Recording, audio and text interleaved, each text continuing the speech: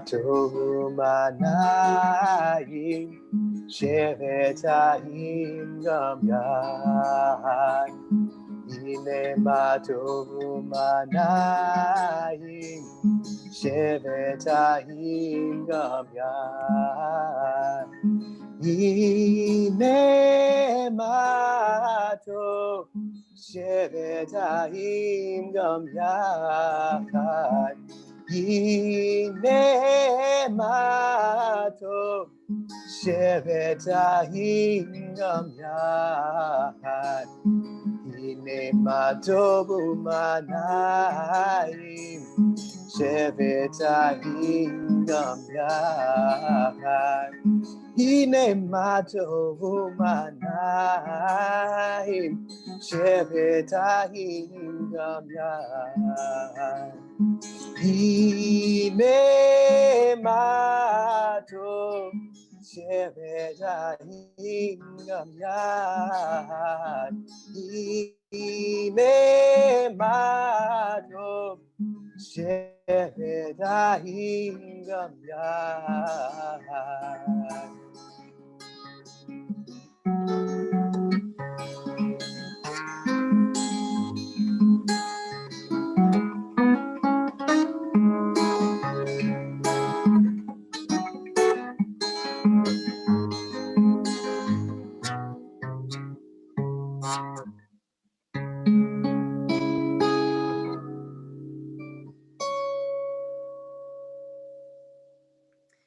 Welcome. Thank you, Aaron, for reminding us through our shared music that, yes, it is so good for all of us to be here together in this Zoom room, and how good and how pleasant it is when we can all be together for real.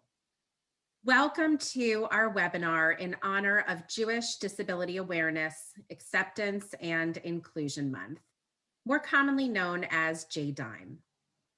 My name is Beth Mitchell. I am a white woman with long brown hair, and my pronouns are she, her, and hers. Our virtual backdrop reads, From Moses to Marlee, celebrating Jews with disabilities and diverse identities through conversation, creativity, and music. It has musical notes and logos of our sponsors. Using our disability inclusion lens, I invite everyone to think about why I described this visual information. So please feel free to share your thoughts in the chat box. As the Director of Inclusion and Diversity here at the JCC of Central New Jersey, I welcome you this evening as moderator and as host. Before I thank our incredible sponsor and our partners and get our program going, I just want to cover some accessibility tips. We will add these tips to the chat box now and periodically through the evening for those that arrive later. First, today we have live captioning and ASL interpreters to maximize this experience for everyone. So if you'd like to view the closed captioning, please click on the CC closed captioning below. To view our ASL interpreters, please use the gallery view. Click on the grid icon in the upper right corner of your Zoom window. Next, I want to thank our evening's generous sponsor, NCON, and our incredible partners at Jewish Federation of Greater Metro West New Jersey, and of course, Respectability. I have had the tremendous pleasure of working closely with Debbie Fink, Respectability's Director of Community Outreach, to create this evening's experience. All of the panelists this evening are speakers in the new and growing National Disability Speakers Bureau Jewish Division. Check out this amazing resource to the Jewish community and the community at large. Last, our celebratory program this evening will go beyond the hour, ending closer to 8:45, after our interactive Q&A with our incredible panelists and Aaron serenading us with Eli, Eli, which you can sing along to as long as you're muted. Okay, so let's let the storytelling begin and the music continue. Our first speaker tonight opened our evening with his beautiful and relevant music, Tehine Matov. Here is what is good and nice, all of us gathered together. And it's still good and nice to be gathered together, even virtually during a pandemic. Aaron is a freelance musician who lives in Portland, Maine, but was raised right here in New Jersey. Welcome, Aaron. We will be putting Aaron's bio link in the chat box. Aaron, what do you say we open with your YouTube storytelling? A lot of things don't come easy to me. But just like that kid who feels out of place until they get on that basketball court, everybody has their place. When I see your picture, Music was mine. This was something that I could share with the world and shine with. Like, this is me, people. Pay attention.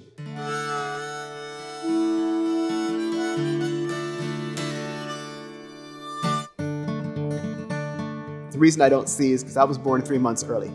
I was under 2 pounds and I could have fit in the palm of my own hand. And this was back in 1971 when medical technology was not what it is these days, and that made for an interesting life. I grew up in New Jersey, a great area to grow up to learn to be a musician. 19 years ago, I met my friend Bill.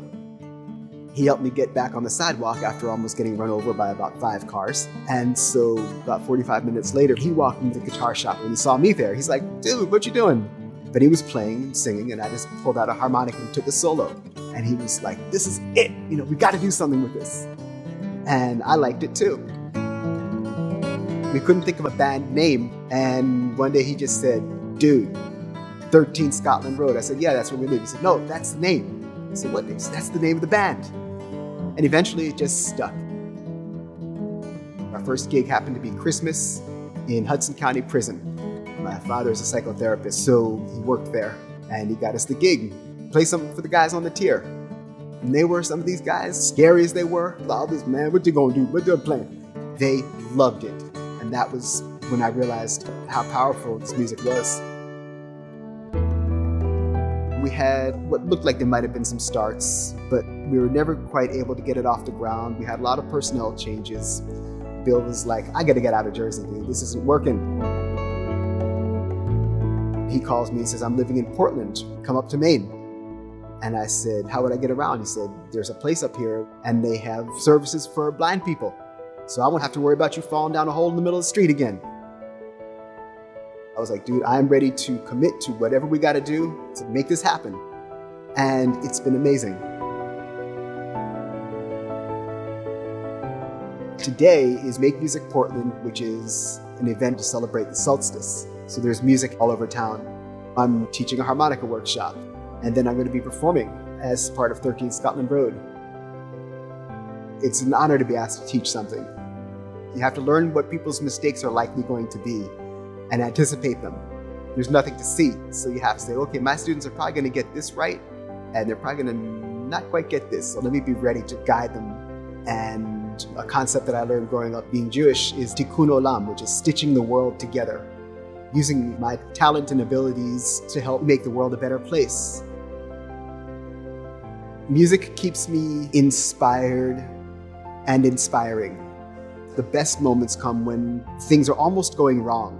Like, I played a wrong note, but then I salvaged it and turned it into an amazing solo. Moments where as a band, we just did something amazing, and the people all felt it and saw it. And that's us up there making their food taste better and their day better.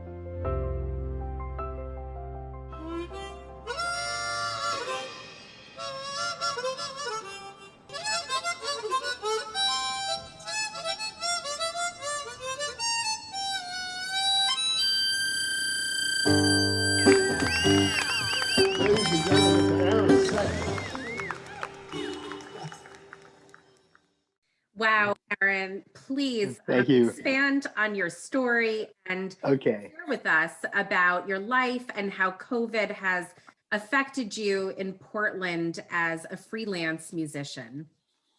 All right. Well, yes. Okay. So this is that's where things were a year ago.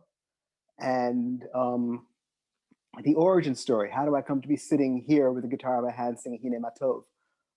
I grew up in New Jersey, and I'm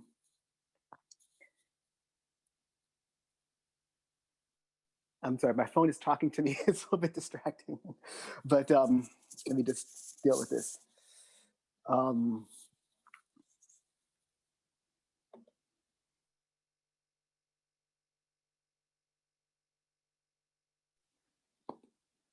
So anyway, sorry about that. I have my own personal techie difficulties.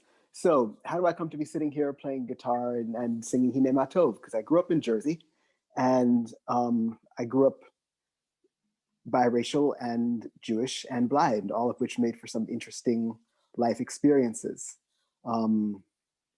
So for example, like I realized that I was, well, let's, the Americans would call it, I would realize I was Black when my family and I were at a beach, and my mother was married to my stepfather at the time. I was legally adopted, so my family was looking white, and my brother and I got separated. And when the lifeguard brought us over to a family that were speaking another language, I had no idea what it was. It wasn't Spanish or French or Italian or anything I had ever heard on like Sesame Street or anything, and it wasn't Hebrew. And when the mess got all sorted out, it wasn't really a mess, but I said, "Mom, how come they brought us over to them?"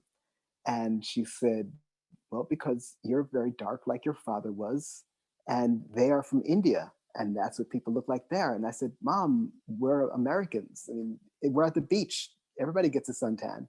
And she put her hand gently on my shoulder and said, "No, hon, not like that." So that was the gentle way of learning that I looked, that I was different.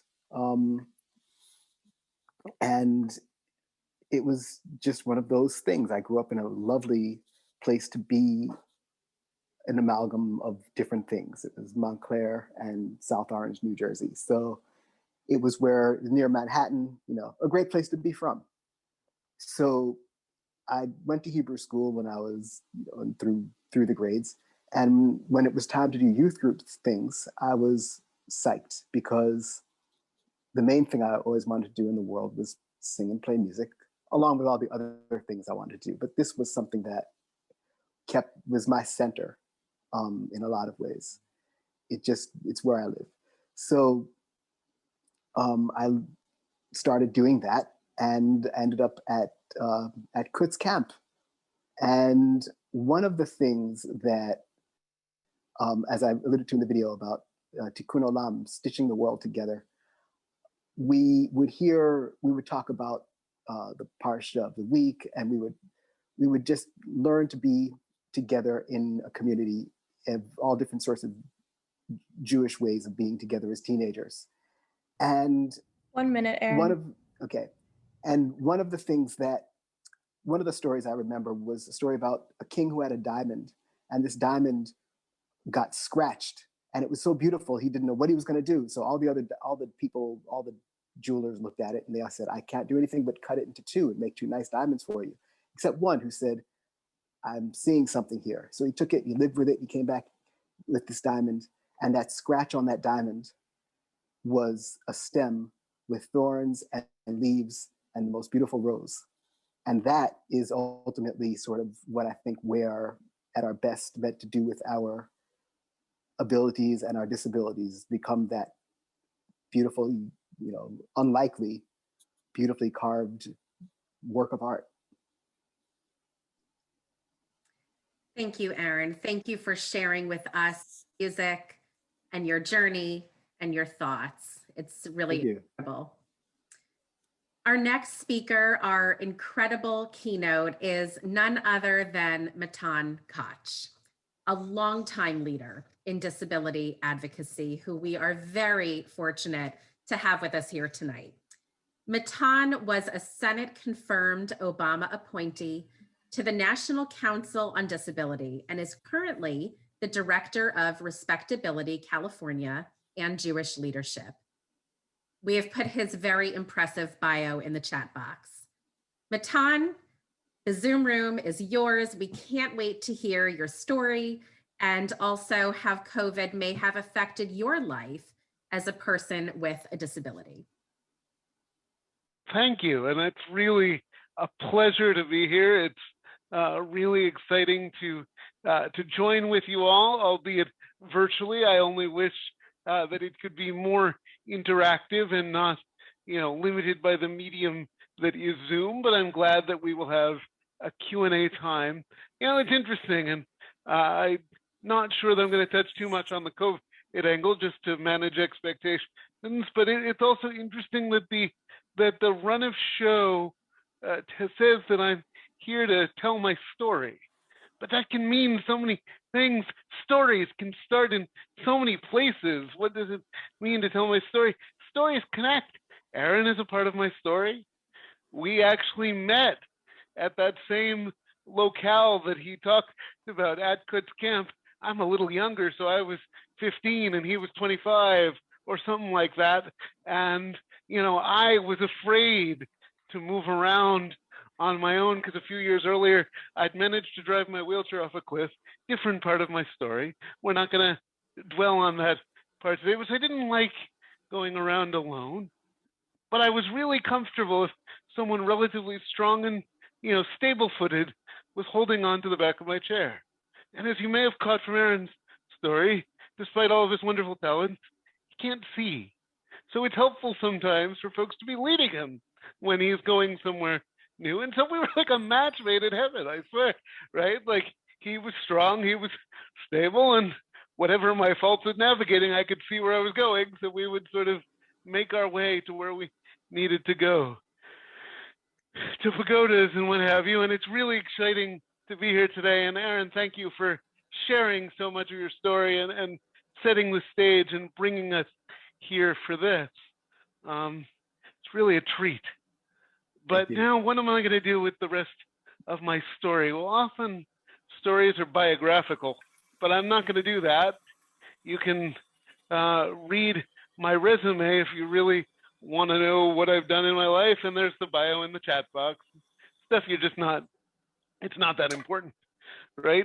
Or, some stories start at the beginning, and I could tell you that I was born on a cold winter's night, Erev Shabbat, November 1981, but that's really not all that exciting either. And besides, you can Google stalk me if you really want to know my, bio specifics. I think we're here instead to talk about my story as a participating member of the Jewish world. And so I want to start with an unusual story. It's a story of the one and only time that I led Reform Friday night services at Tufts Hillel. Now you might be saying, well, why is that notable, right? It's important to note that I was never a student at Tufts University. I was just someone who didn't particularly enjoy the services at where I was in law school a few miles down the road. So I prayed at Tufts. And one night they called me up a few hours before service time, and they said, through a combination of illness or whatever, I'm not really sure what led to the situation. They said that, they didn't have anyone to lead services, and could I do it?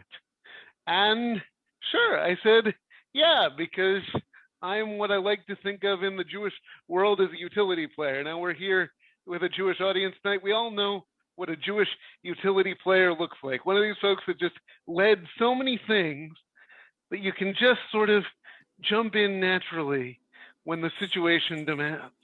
But it's really not a foregone conclusion that I would have become that utility player.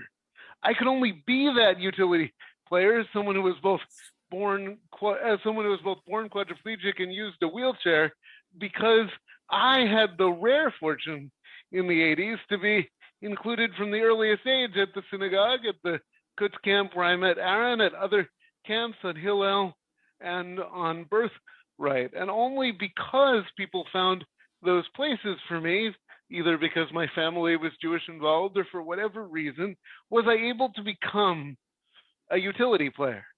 You can only become comfortable leading services in strange places if you've led services in a lot of places. And in each place where I did attend, I could do it because of barrier removal. But barrier removal isn't just about opening doors.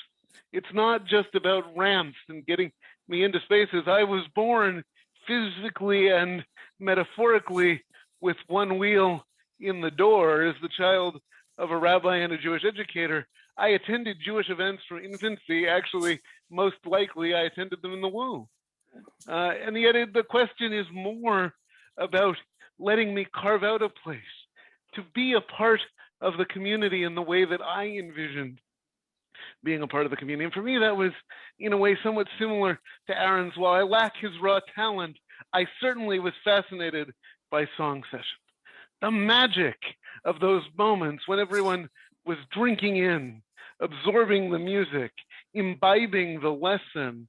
Even before I knew what the words meant, there was something about those melodies, things like Lo alecha hamlacha ligmor, or Im eina mili mili, that sort of spoke to me, right? I knew there was something that I needed to hear, something that I needed to know, and I was captivated.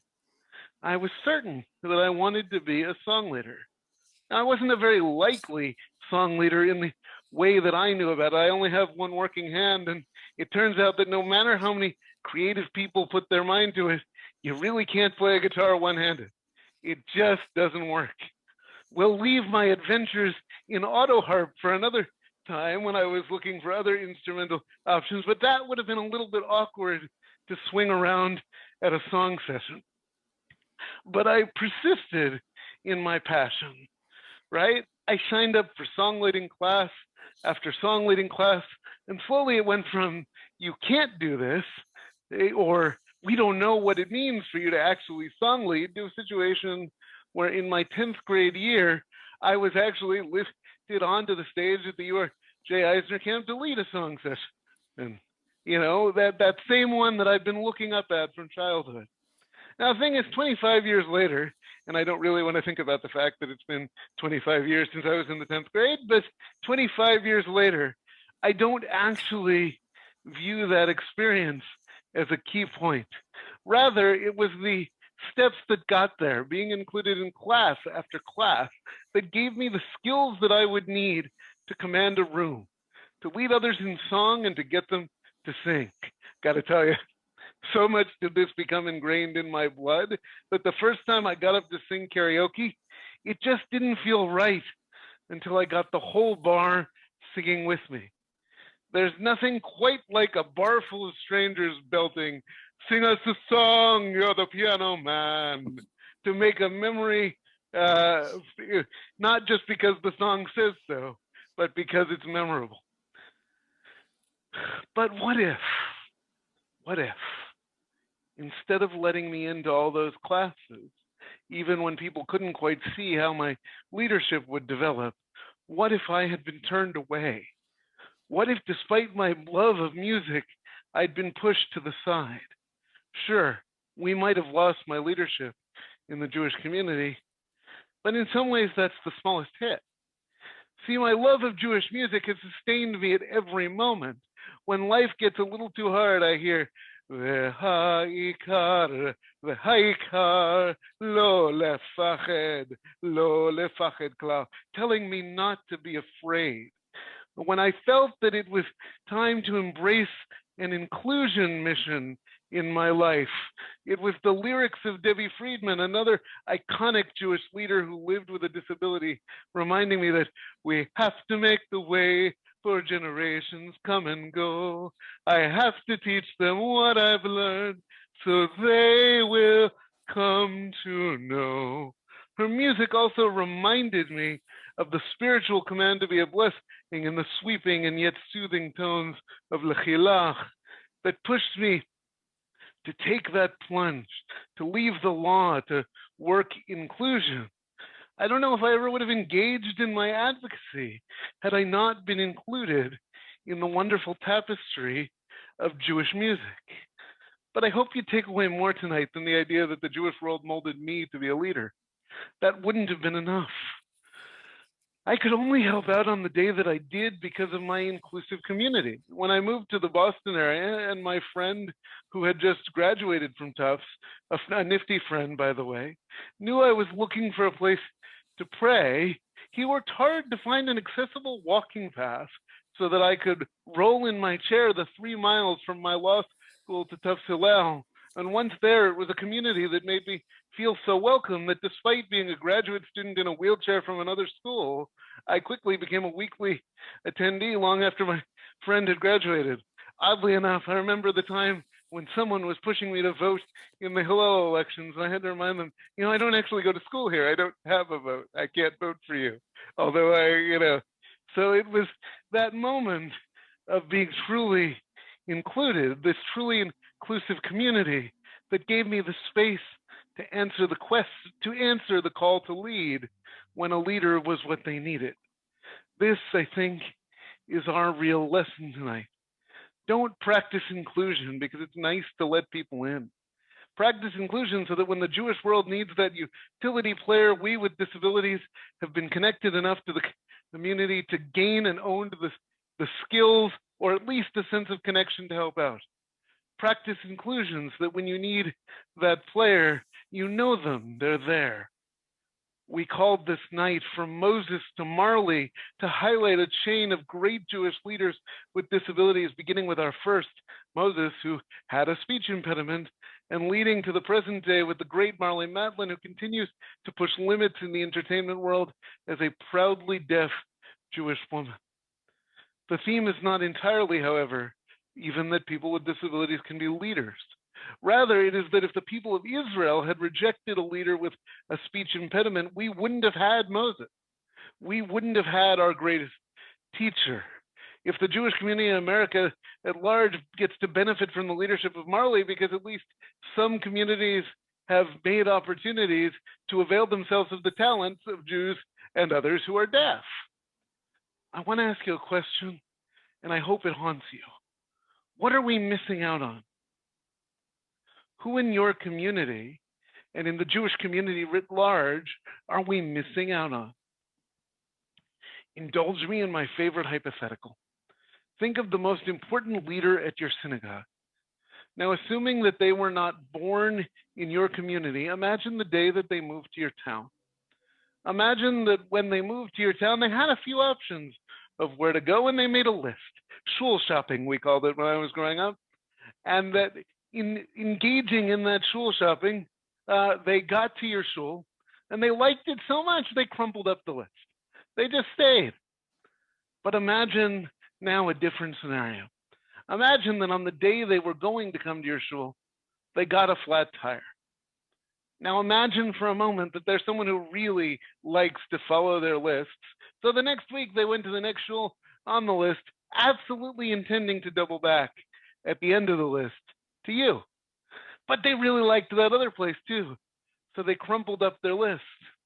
They never came back.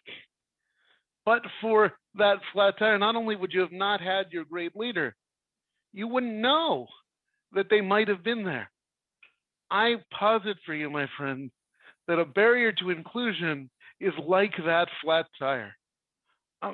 Imagine if a great leader who happens to be in a wheelchair rolls up but can't get inside, if a great leader who happens to be deaf or hearing impaired goes up, but there's no way to communicate with them, and they stay for a while but they feel unwelcome, they walk away. Imagine someone comes who expresses themselves a little differently in whatever way, maybe involuntary movements or a different way of presenting, and they feel ostracized, unaccepted, and they leave.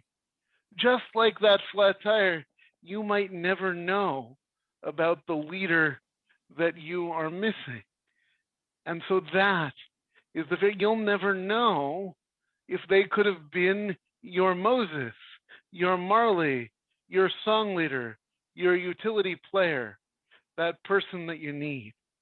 And we don't have time tonight for me to go into detail about all of the different ways that you can make that happen, but I'm proud to say that we at Respectability do have resources for that. You can visit www.respectability.org. Can someone drop that in the chat for folks that might want to see it? And you can see all kinds of training and resources for making your community more accessible. But remember, it's just as important to communicate a sense of welcoming. It's just as important today to make it clear that your community is a place to be and to make what steps you can. You can't be perfect right away, but you can be welcoming right now. JCCs across the country are working hard to make their camps accessible, to hire and train inclusion counselors, and to offer programs and classes that are inclusive and accessible. Progress takes time. Progress takes intention. Progress to be truly inclusive takes commitment, both to the value of inclusion and to the cost that it incurs.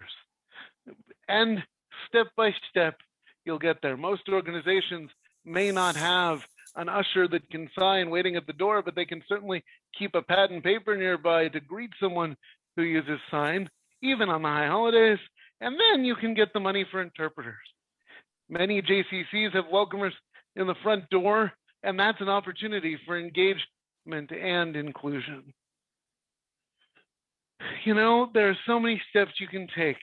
You could move your Torah table off the bima, since nothing says that you have to pray from an elevated platform. But the bottom line is start, because you don't know who you're missing. Just to drive it home and to take back our musical theme, I leave you with this little gem excerpted from my friend Craig Taubman. For every person there is a time, and for all of creation it's a way to shine. Thank you, everyone. A wonderful evening, and I turn it back to you, Beth. Matan, thank you so much for sharing of yourself and your thoughts. We've learned so much from you. It really resonated with me that inclusion is not limited to a program. It's a mindset and a sense of extending a welcome. Thank you. I am so happy now to introduce you to Eric Ascher. Eric, we're so glad you're here with us, not only running all of our tech behind the scenes, but also to share your story with us. Eric is the Communications Associate for Respectability and is here with us tonight to talk about his intersectional identities. And the link to his bio is in the chat box. So Eric, I'm going to hand the Zoom room over to you. Hello, everyone. Happy to be here. I'm Eric Ascher, and I am the Communications Associate here at Respectability.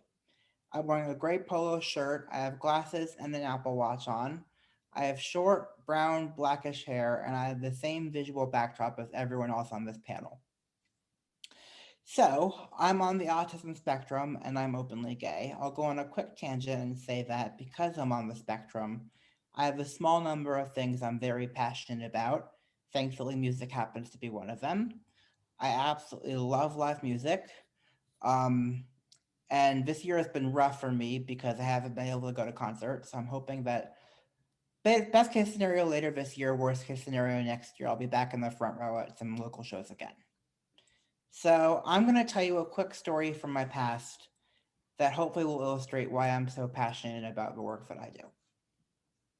When I was in 8th grade, I posted a silly video messing around with the effects on my IMAX webcam to Facebook.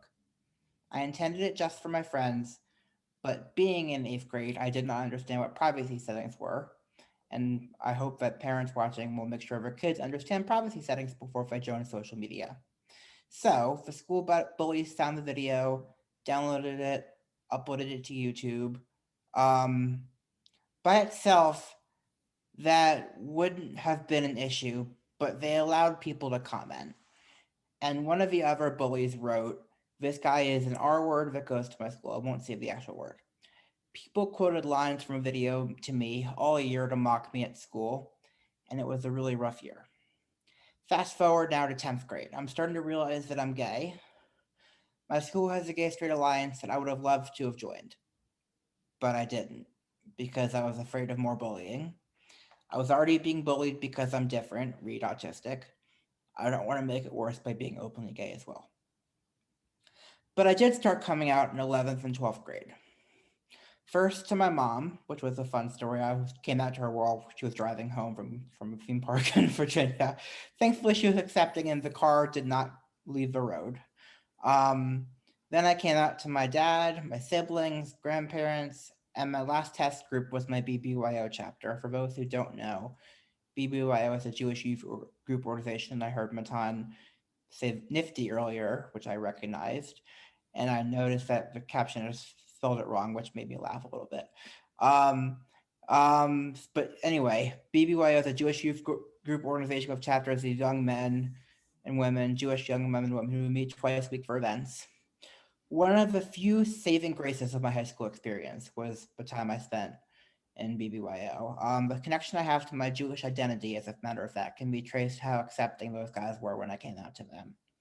I was bullied in Hebrew school as well, so I might not even consider myself a Jew had my AZA experience not been so positive.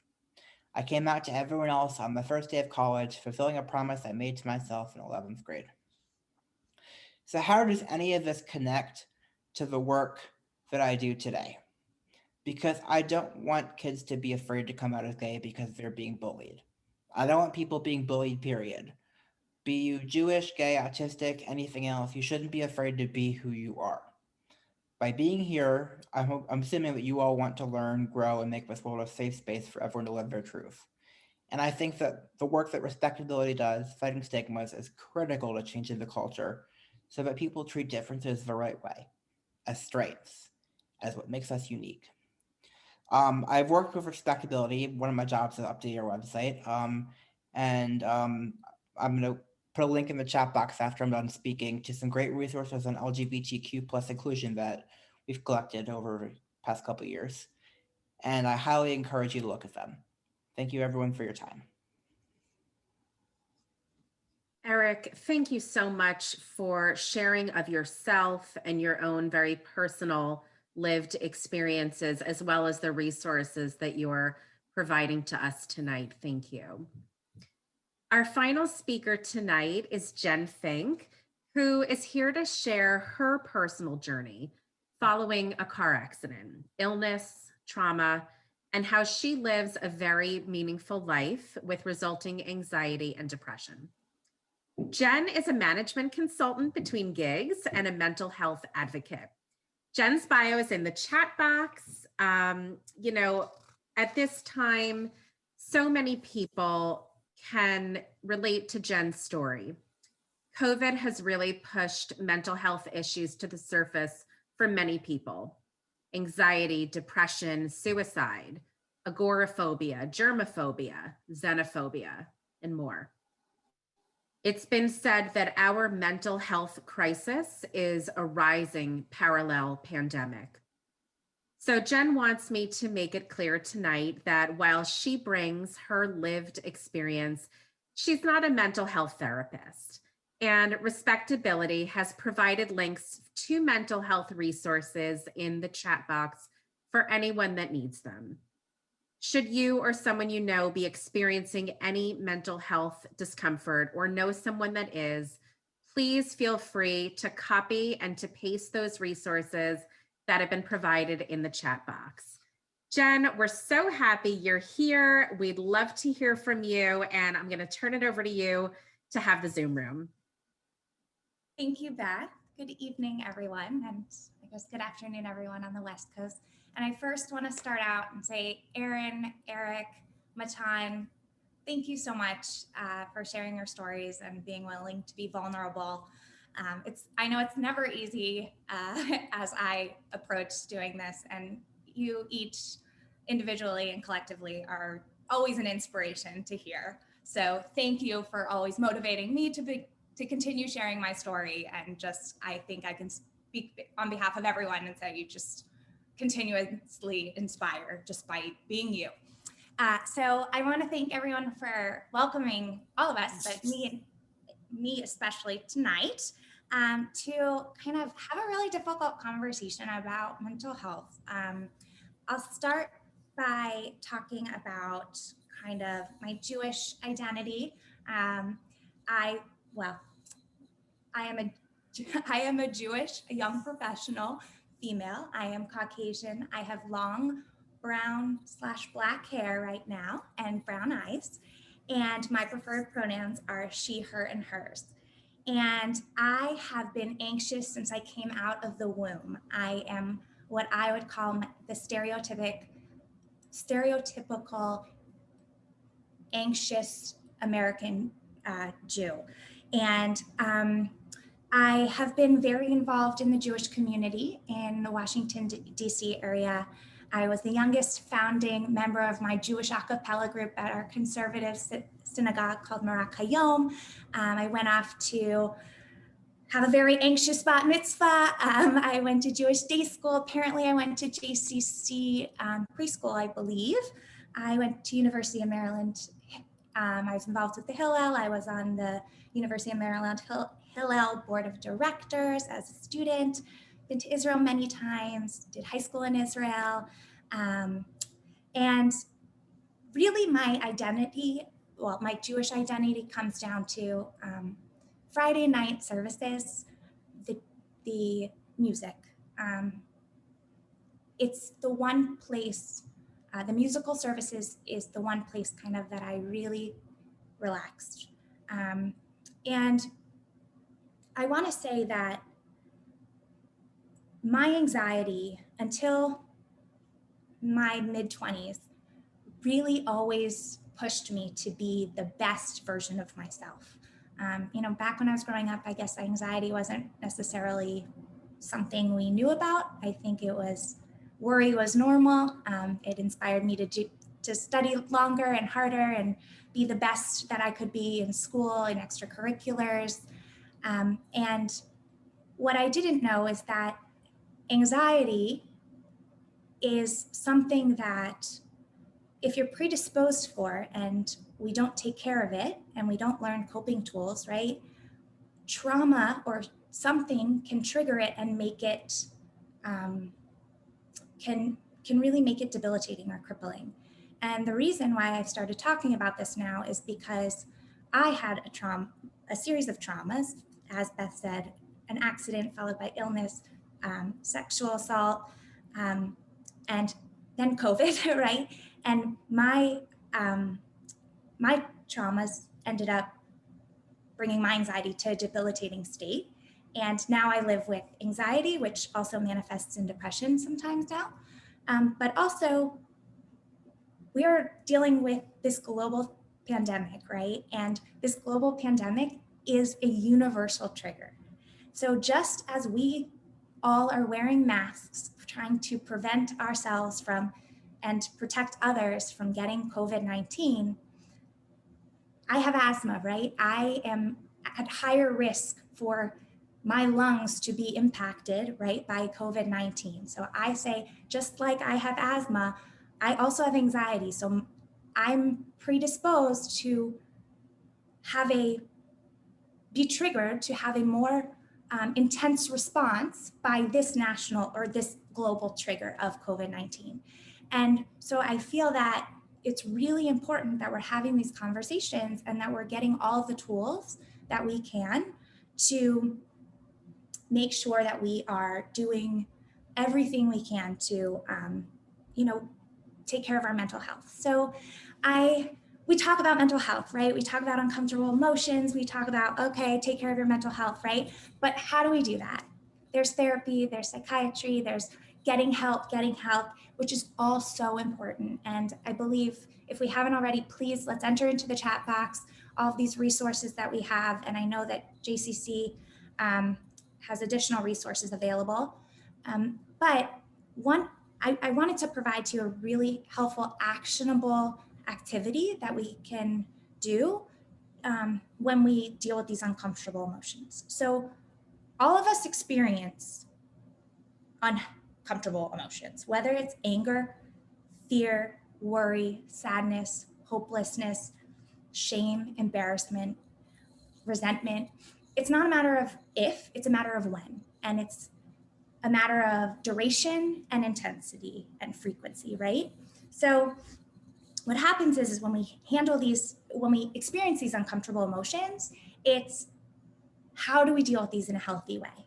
So when we're experiencing them, we don't necessarily have access to the parts of our brain that say, oh, I know what makes me happy. I know what makes me feel calm, right? So I provide this activity because it really is very helpful to actually write these down so that you can have access on your refrigerator, on your phone, right? So that when you're in these bad emotional states or these unhealthy emotional, not unhealthy, but these difficult emotional states, so that you can come back to these activities that you've identified when you are in a less trying time, and you can get some relief. So if everyone can just get involved in the chat, because sometimes hopefully you can inspire somebody else to have some ideas. What makes you feel happy? So for me, I know that petting my dog, cooking, or doing a yoga flow, or calling my grandma, those make me feel happy. Any ideas? Going for a walk and getting away from the computer. Great one. Not rushing, relaxing. Exactly. So these are all fresh air. Those are awesome. So these are all really, really great activities. And so I'm not kidding. I have it on my refrigerator right there. I should have brought it over, but please write these down and have them. These are really, really, really great. And this is a great activity to do with your loved ones, your family, your significant other, because sometimes if you can't access this list, but you've had this conversation with someone, they can maybe spark your memory, right? Because when you're in this state, it's so hard to remember. So we're not going to go through all of this. What makes you feel angry, but start thinking about these, because it's really, really helpful to kind of do that analysis. What makes you laugh? Stand-up comedy, always a good one. Let's go to the next one. I love these guys. And please, if you're not already, read through the chats, because sometimes I've been learning so many good ones as people have, in past. Okay, what makes you feel worried? I'm getting all excited with your insight. Thank you, guys. What makes you, I know that, what makes you feel worried? Yes, these are really COVID-19, different, these are deadlines, yes. So there are so many things that are going on right now that makes me feel worried. So the key about what makes us feel worried, and I think that this is just a matter of pandemic life, right? A lot of people are in an anxious state right now. And also, if you're not, that is also totally normal. There's a lot of people who feel numb right now. There's a lot of people who feel no emotions, one emotion, overwhelmed with emotions, a million emotions at the same time, happy, sad, happy and sad, right? But I think that when we feel worried, it's really helpful to say, what makes you feel calm, right? And have this list. So for me, getting a big hug from someone I love, that's really hard right now, unless you're socially, if you're quarantined with someone. Taking a walk with my dog or a loved one. Sorry, I'm reading these chats. I'm not very good at multitasking. What makes me feel calm? Playing guitar. I only know 3 chords, but strumming those 3 guitars. And like writing poetry. So, or taking a bubble bath. Meditation, that's a really, really good one. Praying, that works for some people. So I think that, if you're able to write these down, right? And, if you come away from this with one thing, I hope you're able to take away kind of really thinking about what makes you feel happy, what makes you feel calm, right? Because feelings of sadness, whether it's diagnosed depression or not, right? Or what makes you feel anxious, whether it's diagnosed anxiety or not, or even if you're not feeling those things, but you just want to do something that makes you happy or something that makes you feel calm. Having them actually written out is so helpful and can only benefit. Like self-care is not underrated. So I really, hope that you can take this activity and try it. I have to say, I've tried it with a number of individuals, and there has been a great response.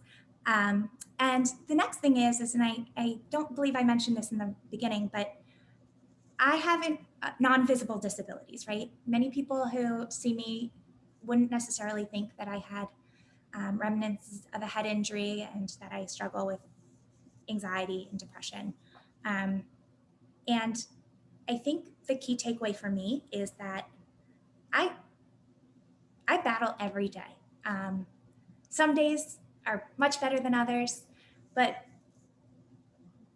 every day there's some sort of struggle. And looking at me, you'd never know. And looking at many people, you'd never know. And I think a lot of us are experiencing some sort of that right now with COVID-19. And I just hope, if this teaches you anything, like, respect and kindness go a long way. Give people the benefit of the doubt, because we have no idea what's going on for them, and in their lives. And I can't imagine being a parent right now, like watching people, homeschool. I mean, I have the utmost of respect, and I'm in awe of everybody, doing their part and doing what they can, because it's hard enough to just take care of ourselves. So we will get through this. We will all get through this individually, collectively, 6 feet apart from each other. But I want to, just keep going. And please also, get help. Don't be afraid to get help. I think the one great thing that's come out of COVID is I feel like the stigma of mental health has just kind of been wiped away, and people are just like, I feel like it's totally normalized now to get mental health help. So, it's a sign of strength. So please, we have these resources, I think, in the chat box. And then lastly, I want to play a little song for you. I actually wrote it in the depth of my depression. By no means a guitar player, by the way. As I said, I only know 3 chords, but I wrote it based on a poem that someone really special to me wrote, and he sent it to me during a really bad day, and to just kind of give me some motivation to get up and get out of bed. And sometimes we need that. And I would play this on really tough days, and I still play it on really tough days. So hopefully, maybe it resonates with you. Okay. By the way, someone, Maya or Jake, tell me if you can't hear me, okay?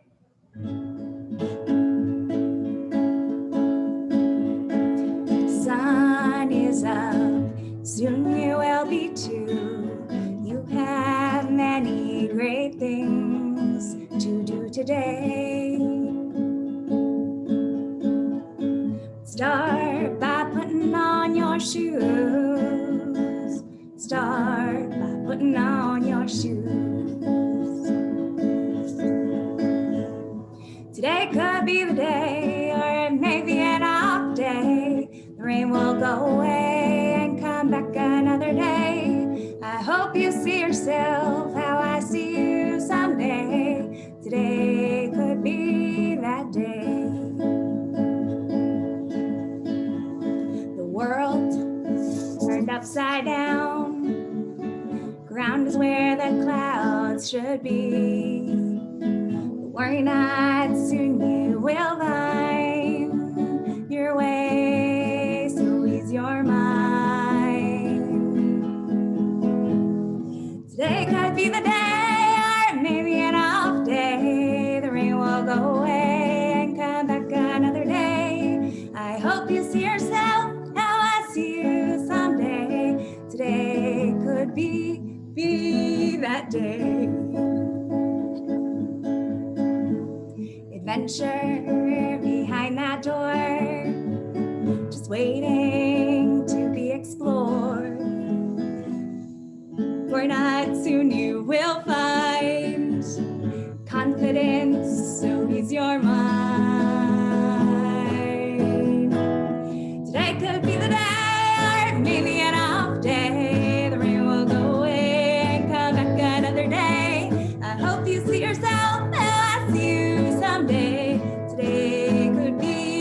day. Today could be the day, or maybe an off day. The rain will go away and come back another day. I hope you see yourself how I see you someday. Today could be that day. The sun is up, so are you. You have many great things to do today. Start by putting on your shoes. Start by putting on your shoes. Thank you for having me. We'll get through this. Wow, Jen, I Wow. don't even have words to say. Your story is so relatable, and your song, and I start my day by just making the bed. And if nothing else has gotten done, at least I've accomplished that. So thank you for sharing that with us. Really incredible. Thank you. So at this point, we are going to open up the room for Q&A with all our panelists. Please don't be shy. Pop your questions or your comments into the Q&A feature on the bottom. And you can post questions, comments. We'd love to talk. It's a conversation. So please feel free to ask us whatever is on your mind. Okay, so let's get started. There's a couple things coming in already. Okay, so Aaron, this first question is for you, Aaron. Someone wants to know if there are any instruments that you wouldn't attempt. And also, how do you know what tone the drum is supposed to be? So instruments that I wouldn't attempt, only because I have neighbors. I have always wanted to play the violin, but it's one of those things that it sounds like there's really no good beginning, since some instruments you can kind of get away with, you can sound pretty enough doing something nice and simple, like 3 chords on the guitar, you do a great song. Amazing voice, by the way. So yeah, that gets, but the violin, not so much. So I would like to do that, but my neighbors have been very tolerant with all the drumming that I do. But there's somebody down the hall from me who's also a drummer. We used to do a drum circle in my building, actually. My girlfriend came up with it as a volunteer activity, and from her work, because you could do that sort of thing, and it just became this huge thing. People have bought drums because of it, but because of COVID, it changed it, but it didn't stop us. We did it outside, but then because I live in Maine, came winter, and there's no drumming when it's cold. It's not to be done. I don't recommend it for anyone who doesn't wish to get arthritis. So, yeah.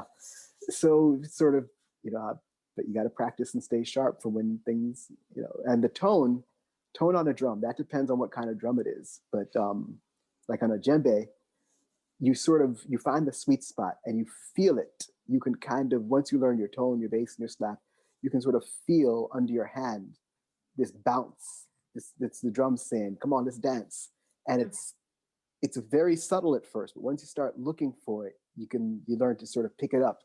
And it's hard to explain what it does, but it's like, it's kind of like, I guess, I think of it like it's one of my wands, all my instruments that I know how to play. It's like if I was going to Hogwarts, that would be my wands, and when the wand is, when you wave it and it's doing the right thing, it's like, wow, it really does feel strange. Like, I don't know what just did that, but my hands start doing things because it's designed to do things. It's designed to help you that happen. So it's like your hands are sort of on a trampoline. And when that happens, you gotta go with it and be ready for it. It's crazy. So Thank you, Aaron. Thank you. Thank you for sharing. As a harpist, I can relate a little bit. I played for many years, sort of dropped off in motherhood, and recently took it up again. And I wasn't able to read the music, but my fingers somehow remembered where to go. So I can sort of relate to what you're saying about the drum tones. Jennifer, here's a question for you that came in. Do you do mindfulness meditation for your anxiety? Somebody else practices the same, so they were wondering if you did that. I do. That's a great question. And I actually only learned it this year, and it is one of the most helpful tools that I've learned. However, I've had to learn a couple of different variations because sometimes I can't meditate all the time. So I do a lot of poetry writing. I do a lot of just random painting that is not real painting, but it's just very therapeutic. I'll do some stretching. I will do some drawing. I find different mediums and different types of mindfulness activities. I think there's some people think of meditation solely as mindfulness. There's a lot of different methods. I guess anything that you enjoy that brings you peace is mindful. Yes. Thanks, Jen. This is actually a question for all of our panelists. What are the things that other people do that make you feel included and make you feel comfortable being you? Happy to start. And I'm going to start by, in classic rabbinic / lawyer fashion, questioning the question and to say, I'm not sure that anyone can do things to make me comfortable being me. I think perhaps the hardest lesson I've had to learn, and I'm about 40 years into this adventure of being me, is that ultimately the only person who can truly help me to be comfortable being me is me. Now, other people can support me, other people can encourage me. But if there's one thing that I've learned over time, it's that until I'm ready to hear it, doesn't matter what they say, doesn't matter what they do, doesn't matter how sincere and earnest they seem, until I'm in a place where I can be comfortable with who I am, with how I present, with how I come across, there's nothing that they can say to me that will get me there, if that makes sense. Now, people can make me less uncomfortable by not making my needs seem to be a burden, by not, creating barriers so that I can't join in activities. But that's about doing no harm. To really get to comfort, I think that is an internal journey that folks can at best support. But that's just my opinion. I would second that. There are a lot of, just as Matan said, there are a lot of things that that people do to. Sometimes people sort of overdo it because of their own nervousness creeps in. Like I've had people watching my footsteps while they're guiding me, and by turns trip and fall, and I've had to brace them up. Like, don't, it's kind of a metaphor for the whole, watch your own footsteps. This is walk along and have a great time doing it. But I got the footsteps going on. You just help me get there, and I have to watch out for my own footing. And it's really about knowing myself in the same way. I have to know and be confident about what I can and can't do, and how I can say I'm having, if it's a straightforward thing, I'm having difficulty with this because A, B, and C. And again, COVID has been interesting because it's really made all sorts of things front and center. So it's sort of been a little bit easier for people to understand what some difficulties are in anyone's life. But it's made some things really just, a pain. But again, it's really being comfortable and sort of balanced with whatever is going to happen. It's It's like Mike Tyson was. Everybody's got a plan until you get hit in the face. We're all hit in the face. So our backup plan is how do we be kind to each other and make sure we wipe off the blood. And you all right? That's where we're at. Thank you, Aaron. I'll go next, I guess. My big thing is that I don't want to be treated differently than anyone else in a social situation. I want people to treat me like I'm just another person, and treat me with respect, treat me with dignity. That's basically it. I'm gonna say something. I think what you all said definitely holds true. I can hear what most of you are saying. I can only empathize with some of it. I think that from a different standpoint, I would say I've had an interesting experience opening up and being vulnerable kind of about my true struggles. And I've realized how eager people are to have conversations about their kind of real experiences, just kind of how they're hurting or how they're struggling with anxiety or depression. And while I didn't necessarily feel like I had people I could be very real with outside of my family, I would say, and my psychologist and my psychiatrist. But I feel like after I kind of went through this journey and I started finally being confident and recognizing it didn't define who I was, right? They were just diagnoses that were kind of things I dealt with in life.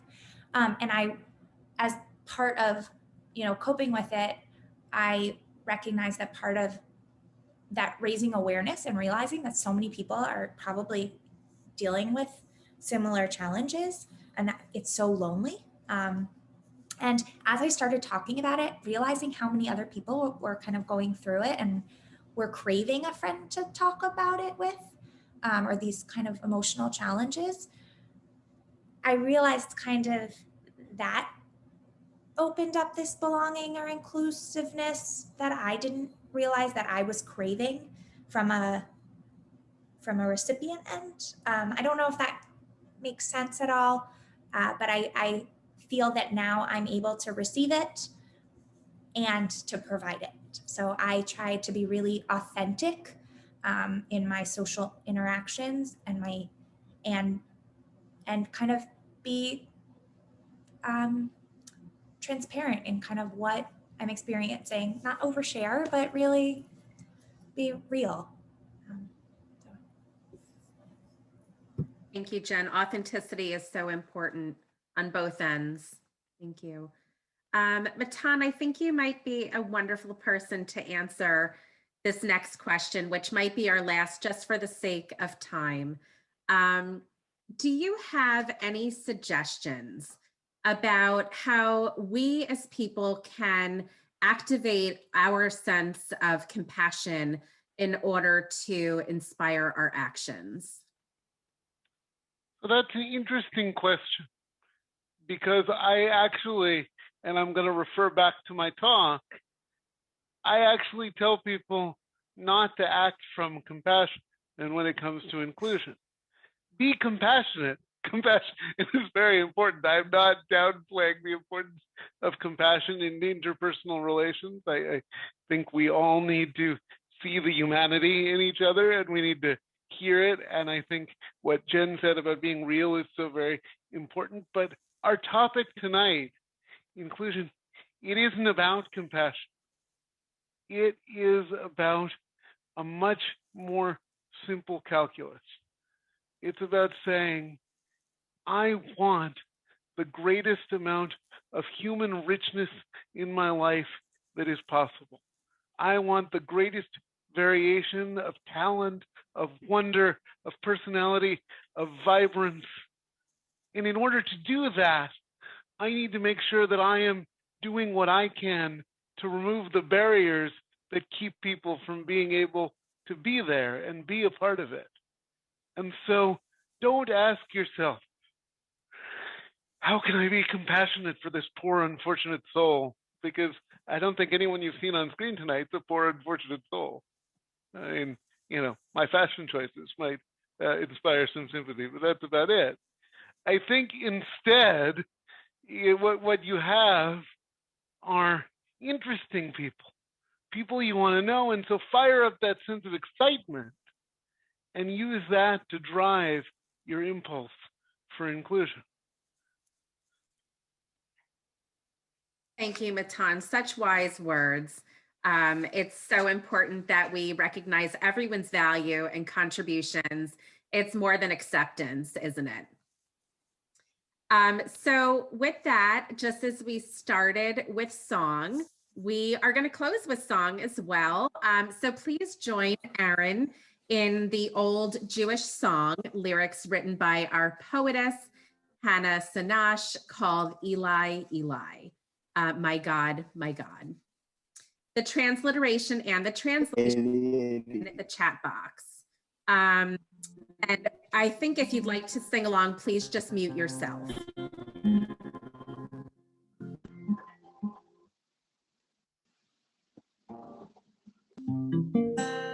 Eli,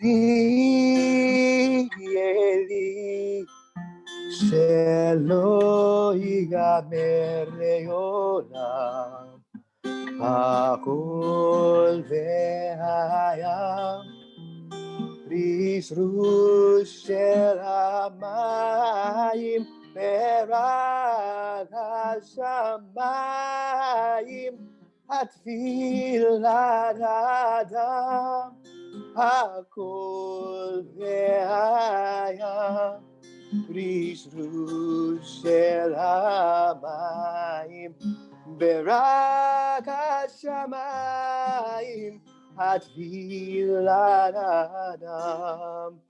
Oh Lord, my God, I pray that these things never end. The sand and the sea, the rush of the waters, the crash of the heavens, the prayer of man, the sand and the sea, the rush of the waters, the crash of the heavens, the prayer of man. Eli, Eli.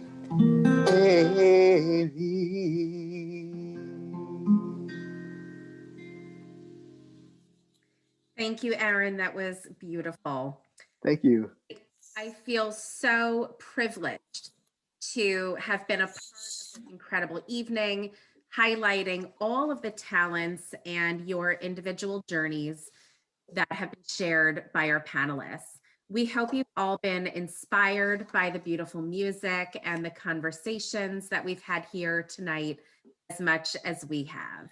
I'd like to thank Matan, Aaron, Jen, and Eric for sharing their stories with all of us, and extend a special thank you to Debbie, Eric, Jake, and Maya, and the whole Respectability team who made this event possible through collaboration and technology. It was an incredible undertaking. I'd also like to thank our very generous sponsors at NCON for supporting this important program honoring J-Dime, and especially to our partners at the Jewish Federation of Greater Metro West for their unwavering support of our JCC, especially throughout the pandemic.